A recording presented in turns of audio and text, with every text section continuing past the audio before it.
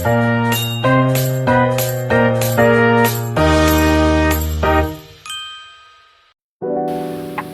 guys, Assalamualaikum warahmatullahi wabarakatuh. Perkenalkan, nama saya Nabila Syafitri dengan NIM 1012023075. Baiklah teman-teman, di video kali ini saya akan membahas suatu materi penting dalam perencanaan pembelajaran pendidikan agama Islam, yaitu tentang taksonomi block.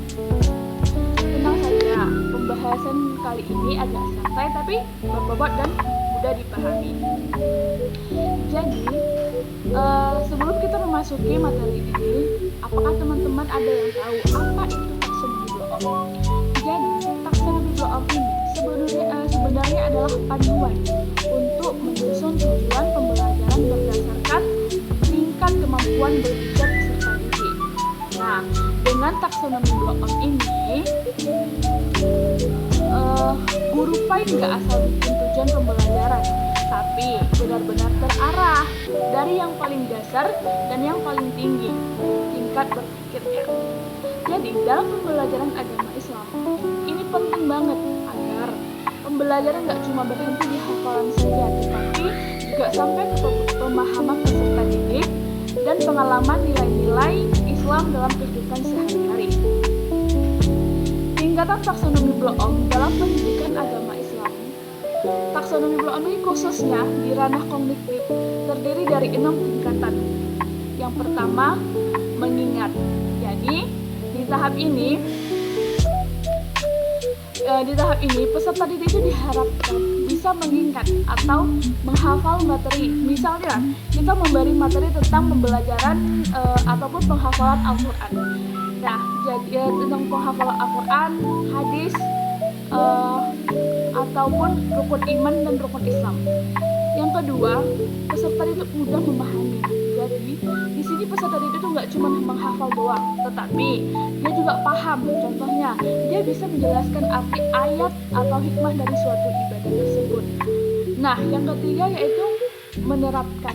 Nah, jadi pada tahap ini peserta didik itu mulai menerapkan materi yang dipelajari dalam kehidupan sehari-hari. Nah, seperti menerapkan sikap jujur, disiplin, dan tanggung jawab sesuai ajaran Islam. Nah, selanjutnya yang keempat, menganalisis. Di tahap ini, peserta didik itu sudah bisa menganalisis masalah. Nah, misalnya, membedakan mana perilaku yang sesuai dengan nilai Islam dan mana yang tidak sesuai, atau menganalisis kasus yang terjadi di lingkungan sekitarnya. Yang kelima, yaitu mengevaluasi.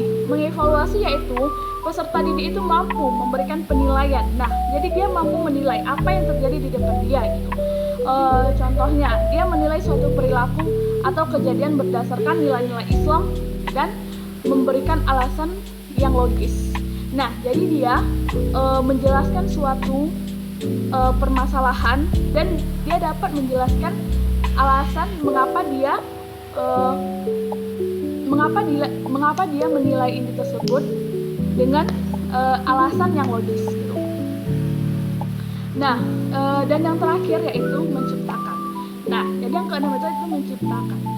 Ini adalah tingkat berpikir paling tinggi.